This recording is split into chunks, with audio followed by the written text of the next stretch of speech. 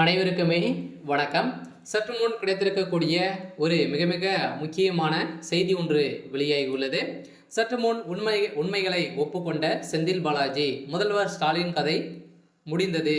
இது மாதிரி பார்த்தீங்கன்னா செய்திகள் வெளியே இருக்கு. இதன் அடிப்படையில் தான் பார்த்தீங்கன்னா அதிரடியாக செந்தில் பாலாஜி அவர்கள் ஏற்கனவே சட்டத்துக்கு விரோதமான பண பரிமாற்ற வழக்கில் சிக்கி அவர் நிபந்தனை அடிப்படையில் தான் ஜாமீன்லேயும் இருக்காரு.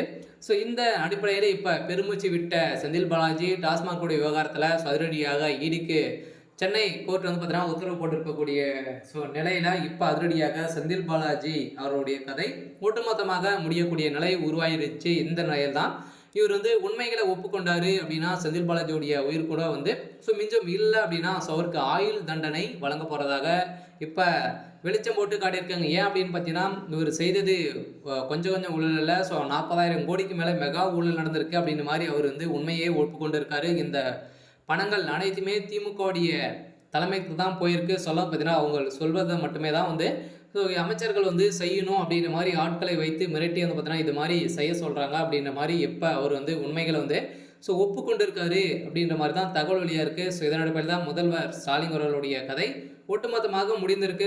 செந்தில் பாலாஜி அவர்கள் மீண்டும் உண்மைகளை சொன்னார் அப்படின்னா திமுகவுடைய கோபுரத்துறை குடும்பம் ஒட்டுமொத்தமாக கம்பி எண்ணக்கூடிய நிலையை தான் இப்போ உருவாகியிருக்கு.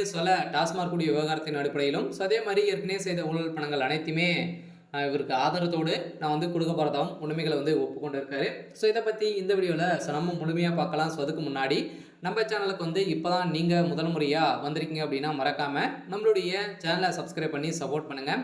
ஸோ வாங்க வீடியோக்குள்ளே போகலாம்.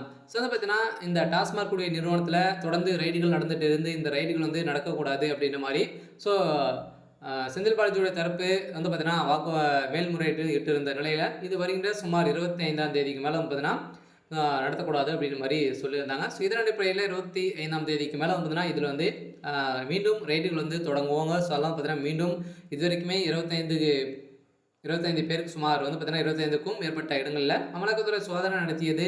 இந்த சோதனை அடிப்படையில் 1000 கோடி டாஸ்மார்க்கில் முறைகேடு நடந்துள்ளதாக அமலாக்கத்துறை தெரிவித்திருக்கிறது.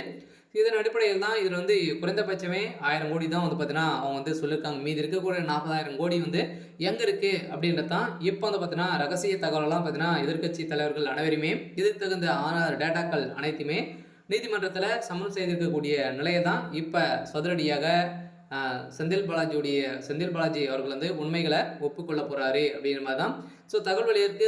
செந்தில் பாலாஜியுடைய தம்பி அசோக்குமார் அவர்கள் ஏற்கனவே தலைமறைவாக இருந்து வந்திருக்கக்கூடிய நிலையில் இப்போ அவருடைய இந்த வழக்கிலும் பார்த்தீங்கன்னா இந்த முறைகேடு வழக்கில் இவருக்கு தான் அனைத்து தொடர்புகளுமே இருக்குது அப்படின்ற மாதிரி இப்போ சொல்லியிருக்காங்க. இந்த தகவலின் அடிப்படையில் முதல்வர் ஸ்டாலின் அவர்கள்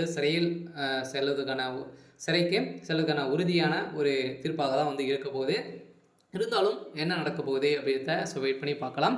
ஸோ இது மாதிரி செய்திகளை தெரிஞ்சுக்கணும் அப்படின்னா மறக்காமல் நம்மளுடைய சேனலை சப்ஸ்கிரைப் பண்ணி சப்போர்ட் பண்ணுங்கள். தேங்க்யூ.